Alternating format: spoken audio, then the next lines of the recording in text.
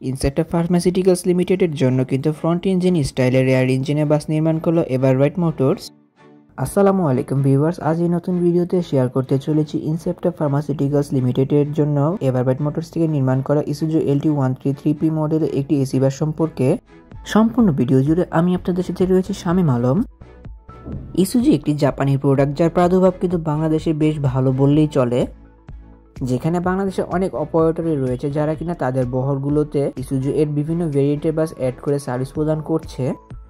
মজার বিষয় এই যে আপনারা যে স্ক্রিনে বর্তমানে বাসটিকে দেখতে পাচ্ছেন, এটি কিন্তু কোনো প্রাইভেট বাস কোম্পানির জন্য যেমন হানিফ, শ্যামলী, এনা এমন কোনো কোম্পানির জন্য নয়। এছাড়া এটি কিন্তু বাংলাদেশের সরকারি প্রতিষ্ঠান মানে বিআরটিসির জন্যও নয়। মূলত বাংলাদেশি মেডিসিন প্রস্তুতকারক প্রতিষ্ঠান ইনসেপ্টা ফার্মাসিউটিক্যালসের জন্য নির্মাণ করা হয়েছে এই এসি বাসটিকে। বাংলাদেশের অন্যতম জনপ্রিয় ব্র্যান্ড ইসুজু LT133P মডেলের চেসিস উপর নির্মাণ করা হয়েছে এই বাসটিকে। বর্তমানে ইসুজু এর রেয়ার ইঞ্জিনের বাস বাংলাদেশে কিন্তু কোনো ব্যানারে বহরে যুক্ত হচ্ছে না। আর মূলত ইসুজু LT133P মডেলের বাসগুলোর ইঞ্জিন পজিশন বাসটির পেছনের অংশ হয়ে থাকে। এছাড়া এই বাসগুলোতে কোনো প্রকার এয়ার সাসপেনশনের ব্যবহার করা হয় না, কিন্তু এই বাসটির ফ্রন্টে কিন্তু ইঞ্জিন ভেন্টিলেটরের ব্যবহার করা হয়েছে। মূলত এর পিছনে একটি কাহিনী রয়েছে। ইনসেপ্টা ফার্মাসিউটিক্যালসের যে বাসগুলো রয়েছে সেগুলো কিন্তু সবগুলো ফ্রন্ট ইঞ্জিনের। তো ইনসেপ্টা ফার্মাসিউটিক্যালস কিন্তু তাদের এই বাসটিতে কিন্তু ফ্রন্টে ভেন্টিলেটরের জন্য আবদার করেছিল এভারব্রাইট মোটরসের কাছে। ফলস্বরূপ এই বাসটি রেয়ার ইঞ্জিন হওয়া সত্ত্বেও কিন্তু ফ্রন্টে ইঞ্জিনের জন্য ভেন্টিলেটরের ব্যবহার করা হয়েছে। বাসটির ফ্রন্ট ব্যাক সাইড সব মিলিয়ে কিন্তু বেশ ভালো মানের কাজে উদাহরণ দিতে পেরেছে এভারব্রাইট মোটরস এই বাসটিতে। যেখানে এই বাসটির পেন্ট স্কিম হিসেবে কিন্তু সিলভার এবং white colour paint scheme apply করা হয়েছে। অসাধারণ বডি ফিনিশিংয়ের জন্য এই বাসটির সৌন্দর্যতা আরও অনেকটা সুন্দর করে ফুটে উঠেছে বলে আমি মনে করি। অনেক তো বাসটির বাইরের অংশ ঘুরে দেখলাম, চলুন এবার একটু বাসটির ভেতরের অংশ থেকে ঘুরে আসা যাক। মূলত বাসটির রেয়ার ইঞ্জিন হওয়ার ফলে কিন্তু এই বাসটির ড্যাশবোর্ডটিকে অনেক সুন্দর করে সাজানো পসিবল হয়েছে, যেখানে চালকের আসনের কাছে ব্যবহার করা হয়েছে 6টি বাটনে গাড়িটি ভেতরে পরিচালনা করা সকল সরঞ্জামাদি। এছাড়া বাসটির ফ্রন্টের অংশে একটি এলইডি টিভি সেটের ব্যবহার করা হয়েছে। ফার্মাসিউটিক্যালসের বিভিন্ন স্টাফদের জন্য কিন্তু এই বাসটিতে ব্যবহার করা হয়েছে 2x2 ফরমেশন, মানে ইকোনমিক ক্লাস ফরমেশনের সর্বমোট 40টি সিটের ব্যবহার। টু বি অনেস্ট, এই বাসটির সিটগুলোর কমফোর্টনেস কিন্তু বলার বাহিরে।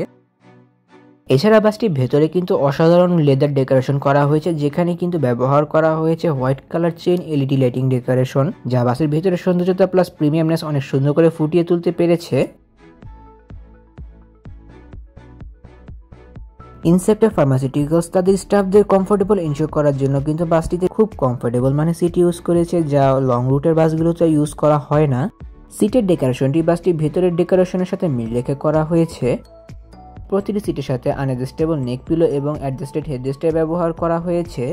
যেহেতু বাসটিতে 40 সিটের ব্যবহার করা হয়েছে, সো কোনো সিটের সাথে লেগ রেস্টের ব্যবহার না করা হলেও হিউজ পরিমাণ লেগ স্পেস, পাশাপাশি সিট ফোনাল ফুড সিস্টেম, চাবি, পাশাপাশি হ্যান্ড রেস্টের ব্যবহারও করা হয়েছে। লেদারের এই সিটগুলো বেশ কমফোর্টেবল মানের। এছাড়া বাসটি সিলিংয়ে ধরার জন্য এসএস পাইপের ব্যবহার করা হয়েছে, পাশাপাশি হাতলের সুবিধা রয়েছে। প্রতিটি সামনের সিটের অংশে কিন্তু ব্যবহার করা হয়েছে নেটের ঝুড়ি, পাশাপাশি পা মেলিয়ে বসার জন্য ফুট রেস্টের ব্যবহারও রয়েছে। প্রতিটি সিটের মাথার উপর ব্যবহার করা হয়েছে রিডিং লেন্স এবং এসি কন্ট্রোলারের ব্যবহার। বর্তমানে কিন্তু এই বাসটি ইনসেপ্টা ফার্মাসিউটিক্যালসের হয়ে নিয়মিত সার্ভিস প্রদান করছে, যেখানে এই বাসটির অসাধারণ কাজের জন্য অবশ্যই প্রশংসার দাবিদার রাখে এভারব্রাইট মোটরস। ভলভো 960 কিংবা লাক্সানাশিপের যুগে এই অসাধারণ বাসটির কাজ কিন্তু বেশ ইমপ্রেসিভ বলে আমি মনে করি। তাহলে ভিউয়ার্স, ভিডিওটি কেমন লাগলো তো কমেন্ট করে কিন্তু অবশ্যই জানাবেন। পাশাপাশি বাসটি কার কাছে কেমন লেগেছে সেটিও জানাবেন।